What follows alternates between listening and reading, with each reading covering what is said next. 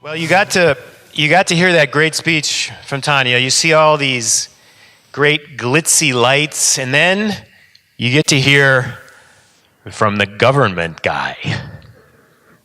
And you can tell I'm from the government, right? You can see how I'm dressed. I was telling Mike Butcher and Patrick Halford earlier that I wish I were dressed more like all of you. I'd probably be smarter, have newer ideas. I'd be more creative. You saw what Tanya used for her remarks, right? She had a tablet. This is what I have. But that's the reason I love coming to these events and why we're so happy at the American Embassy and in USAID to work with BEL.BIZ, a fantastic organization, to support events like this and to support all of you. Because even though I've been in the government for 20 years, you learn a few things. And one of the things I've learned in all those years, in all the countries I've worked in, from Latin America to, of course, the United States and Europe, is that it's all of you, it's your companies, it's your ideas, it's your excitement, it's your intellect, that really, when it comes right down to it, makes the world a better place. And I really mean that. It's usually not the government that does that. Yeah.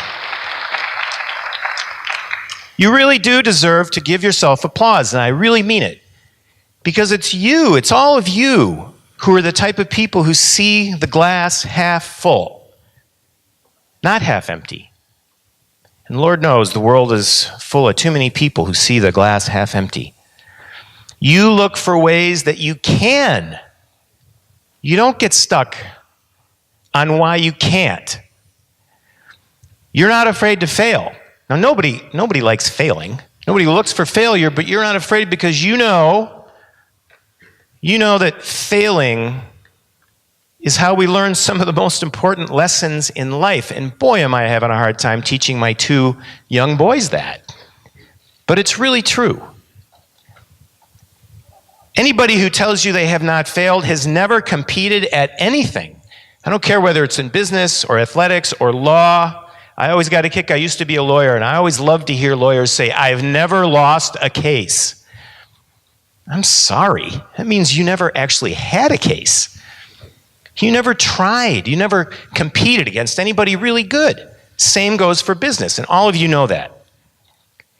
And your success is tied to making lives better, to finding ways to make businesses more efficient, to make people healthier.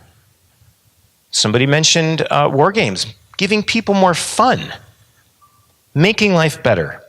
And to do that, you promote new ideas. Your companies promote ideas. You promote creativity. You're not afraid to speak your mind. Your companies want you to do that. You want to speak out and give your opinion. In the United States, we like to talk about the marketplace of ideas. That's why free speech is so important to us. We want to hear people's ideas, even if we don't like them. We want to hear them. If we don't like them, we can give our opinion. And that's what you do in your businesses. That's what you try to do every day, to come up with the best possible ideas to make things better. I have tremendous respect for that, and it's another reason why I'm glad to be here in front of all of you. You're making things better, and that's something I've learned after 20 years working for the government. Now, the government does play a role. Usually the best role the government can play, as you all know, is to stay out of the way. Right? I mean, it's the best thing. But the government can't always do that, and one of the reasons is a word I mentioned before, and that's competition. Business is competition. Trade is competition. And competition needs rules. If you play football, or if you play basketball, you don't like the ref usually any more than anybody else does. But any competition needs a ref. And that's one role governments can play, and if they play it well, they make competition more healthy, and they make sure that the people who should benefit from competition get that benefit.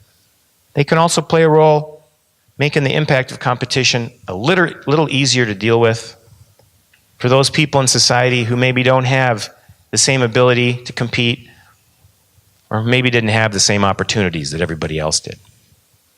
So that's something else that governments can do. The reason I'm here today, and the reason we're here today, and the reason my great colleagues at USAID have worked so hard with BEL.BIZ is something else that governments can do. Because we're everywhere, right? Governments are everywhere. We can provide platforms like this conference today. We can connect people. We can help people understand how other governments work. We can do a little bit to help you along. I'm really proud of what our embassy has done and what USAID has done just in the last few years, supporting innovation, supporting startups, supporting ventures. Things like this conference today. Every year I love to participate in something called Global Entrepreneurship Week, which we do all over the world. We work with BEL.BIZ on their Tech Minsk Entrepreneurship School and many others. And just last year, partnering with BEL.BIZ, we launched a new 5-year, $2.5 million project called Aid Venture to support exactly the things you're doing, exactly the things that all those booths represent outside, all the things you're going to talk about today with the truly world-class, excellent list of presenters you have.